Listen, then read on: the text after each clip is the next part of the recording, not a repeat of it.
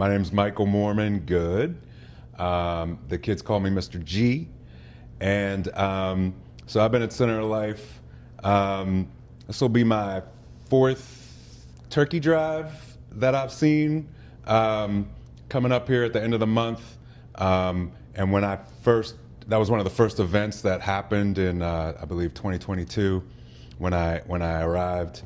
And I got to ride around with our CEO and talk about how, a lot of the this whole great idea came from starting with just making sure people had turkeys for Thanksgiving.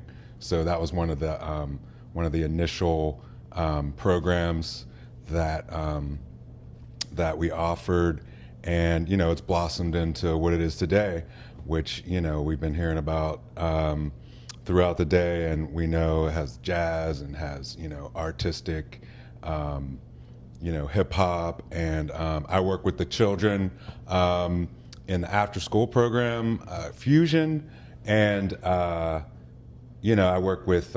currently work with the third graders.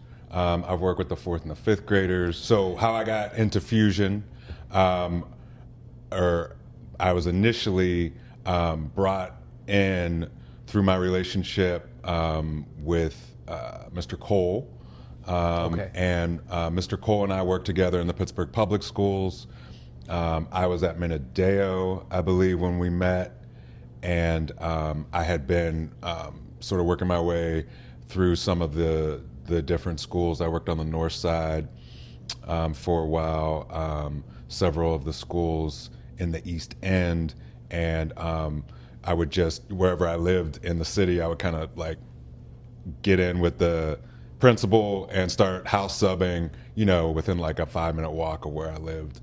So at that point, I was living on Beechwood, and Minadeo was like a 2-minute walk. Okay. Yeah. So anyway, I met Mr. Cole there, and then we worked together and got to be friends. And then I left. I got out of the whole kiddo game for a while, but I got a call from him a few years after, and he was saying that they're looking for people to work in the after school program. Mm-hmm. Would I be interested? And I was like, actually, this is good timing. That's wonderful. Yeah. The timing always aligns. When it's right, it's right. So in your experience working at different schools around the city, what do you think are some of the missing pieces that maybe COL is able to make up for not being directly connected to the school district? Oh, yeah. That's a great question, and one I have a ready answer for. Because I was at the University of Pittsburgh for teaching, and so got to study some of the habits of effective teaching, and also just my experience in Pittsburgh. I grew up here, so I understand how some of the schools work, public and private. So I've experienced as a kid, I had experience in private and public schools. And one of the schools that always, sort of stood out for me in terms of how they operated was that the school where like the kids were there all day, right? So and some of them, would actually sleep on campus. This could be middle schoolers and high schoolers, but it was like a 24-hour a day thing, right? Where like they might have classes in the morning, and then they chill out and they do study halls in the afternoon. Then they do a sport, and then they do more studying and maybe classes in the evening. You know what I mean? So it's not like this thing where like, you're all of a sudden you're half awake and then you're in class hard all day and then you're out and that's it for another, 2/3 of the day. Okay. And so what we provide is that second third of the day, right? Mm-hmm. Because, it is what it is. The kids go first thing in the morning and they get out at 2. And so now we're like the swing shift. I think of it as like a swing shift with the kids. We're like now while their parents are finishing work perhaps, or they're coming out, they can come and get a little bit more physical exercise because they're not getting enough of that. Mm-hmm. And then we get right into, we eat, we feed them, and then we get right into their homework. And then after the homework's done, we move on to, doing fun stuff, more enrichment things. Okay. Sometimes they're educational, sometimes they're just fun. Mm-hmm. I think that's a fantastic way to phrase it, like the swing shift, where we're coming out of school and now what do we do, right? What are some of the areas that you've seen students excel as a result of the Fusion After School program as well as Camp Hazelwood? Cool. Good question. So, I've definitely seen report cards, come in September, and that first set of grades is mediocre, and then we look at that and we say, I identify the child needs like spelling help, the child needs like reading help. Okay. Where do they need it, right? Math, and then we try to give them the extra help that they need. We have the people that I work with in my classroom, but also like sometimes outside tutors will come, and during that homework time, they get a lot of individual help, right? A lot of like, I'm right over your shoulder.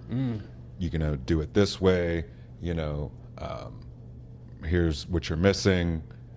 You could think of it this way. Okay. Just a lot of that one-on-one, which I think they really appreciate, and it makes if you have that experience with the work, I think you tend to learn to enjoy the work more. Yes. If somebody's there with you, as opposed to it's just, as my dad used to say, me against the books.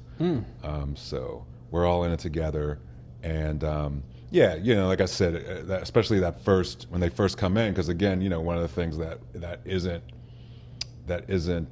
in terms of the studies, having a whole summer with no academics is not a good beginning. Right, no. like kids forget what they learned, and so it's like starting from scratch. And so we're trying to build on what they already know, and then also just make them comfortable. And one of the things that I'm really excited about is I know also from my studies that like third grade is such an important time. So I work with the third graders. Okay. It's that time when they're like, they don't hate school yet. Right, they're still open to it, and the possibilities there, and it's really a crucial time in terms of like getting those basic skills. Right, are they going to be able to read? Are they going to understand enough math so that they can move on into algebra? And like, if they don't have the reading, right, then they get into like all the other classes, like the science and the social studies, and like that's when they start to hate school because they're just not keeping up. It's not so much that like what's being offered isn't interesting to them, right? It's like they just are having trouble following. It would be like or maybe miss some of the building blocks to that. Wow. Yeah. So I love working with that age group because it's a place where they're going to decide whether or not they're into school, and sometimes it's not just about where their desire lies. It's about actually having those hard skills at that level, so that they can push forward. The work never ends, which is a wonderful thing. I think one of the fantastic components, pillars of Center of Life is that it is a year-round program, as you were saying, and being able to offer enrichment, especially in those summer months. I wanted to know if you could tell us a little bit more about, what do those summer programs entail, and from a socialization standpoint, how does the Camp Hazelwood program impact students over the summer? Especially in communities like Hazelwood around the city, where the resources are not abundant. Summertime can be a scary time. So can you talk to us a little bit about, how relationship building at Center of Life lends to, a healthy and happy and enriched summer? For sure. I mean, I definitely know that like when I came up, like that was my favorite time, was when I got to go to camp, right? And so I was at various kinds of camps, and it was a time for me to really sort of stretch my legs, if you will, and get away from my parents and just be with my peers. Right. And you know, I have only worked at Camp Hazelwood maybe one summer, Okay. but from that experience, what I noticed was that to be amongst their peers, and to just kick it, right? And the pressure is off. There's no direct schoolwork. A lot of the things that we do are going to be artistic. They're going to be sports focused, and you know, while I don't do the camp anymore, the summertime piece, I do show up for the swimming days when we go to the pools, because that's one of my passions is teaching swimming. So I also offer that to the kids, parents, and to them outside of the Center of Life experience.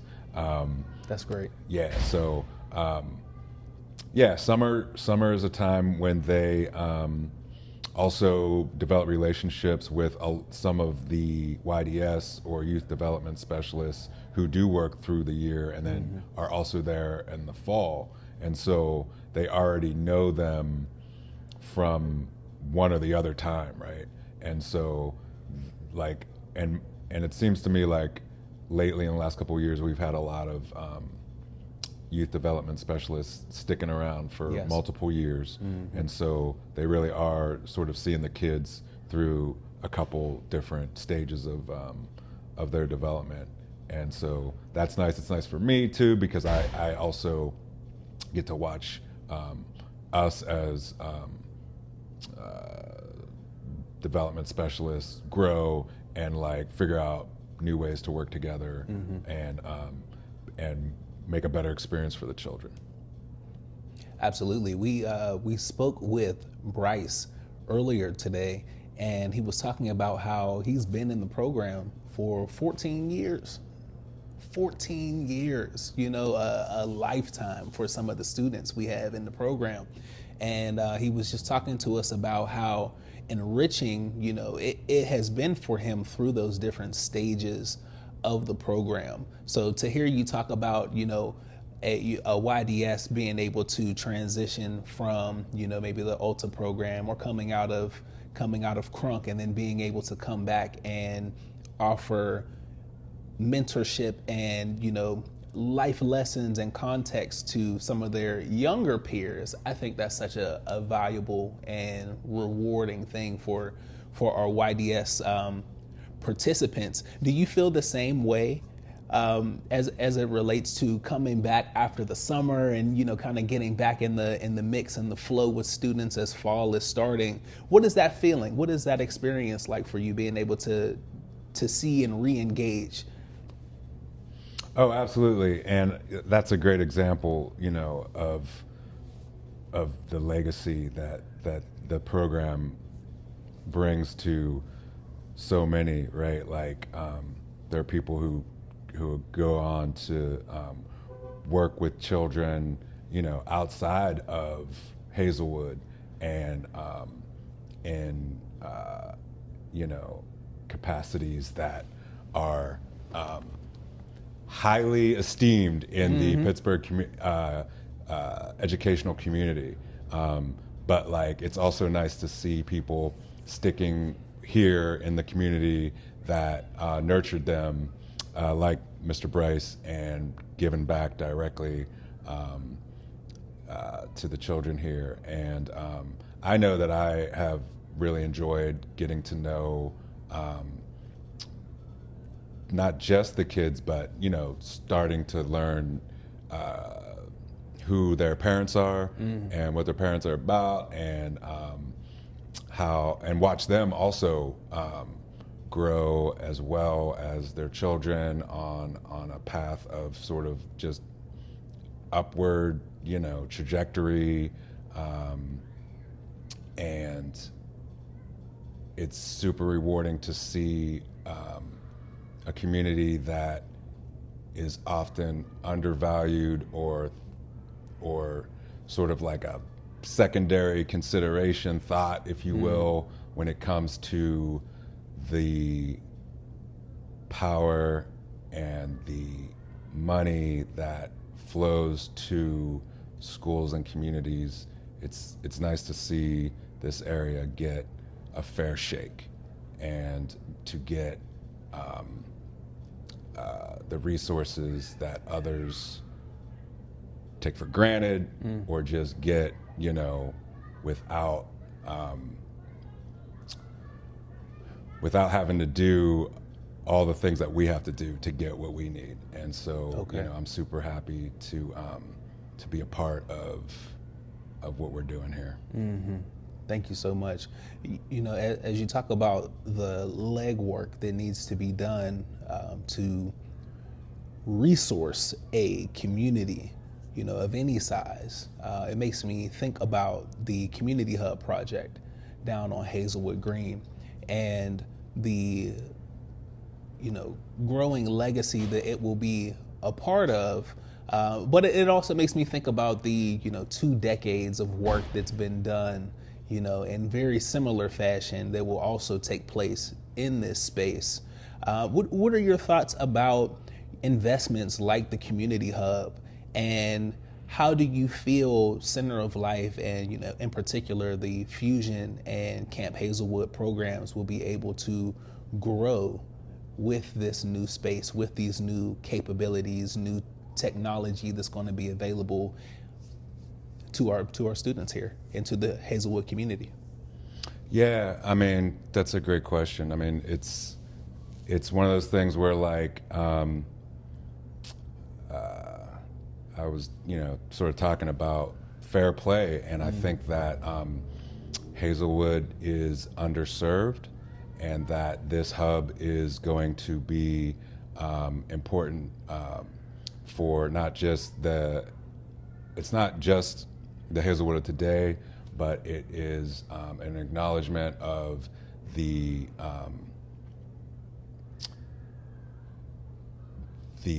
underserved nature of Hazelwood in the past, and it's also going to be a beacon for the Hazelwood of the future. Yes. And so, I have to, like when I was talking about taking kids to swim lessons, I have to leave the community to do that. I have to go up the hill to do that. The kids have to get bused 3 different directions to go to school. And so, this area not only needs but deserves a space where, kids can go to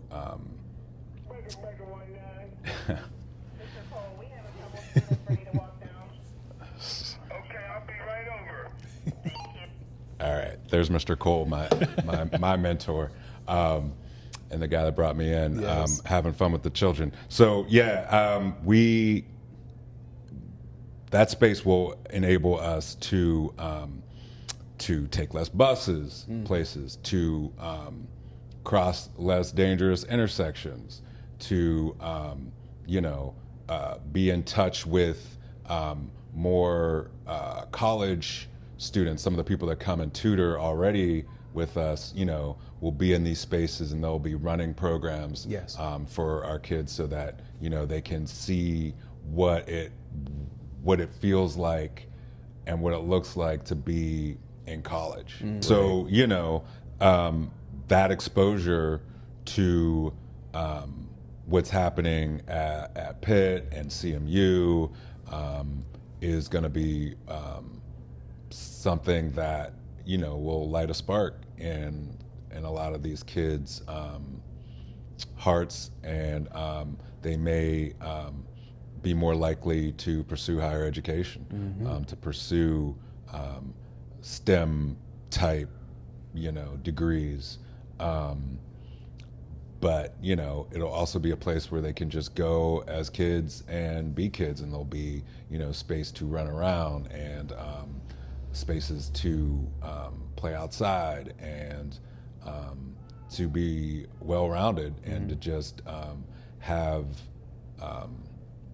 a lot of the things that a lot of Pittsburgh kids have in their communities already, and not that they take it for granted, but like you don't know if you don't know. So Yes, sir. I think that Hazelwood definitely deserves that space, but it'll be it'll be good for the entire city, and could be another feather in the cap of Pittsburgh. Absolutely, and I think it deserves to be there. Certainly another feather in the cap, but a feather and a beacon of hope for the future, for the present, and for the future of Hazelwood. Mr. G, I appreciate your time. Thank you so much, and we will talk with you soon. Good sir, thank you. My pleasure.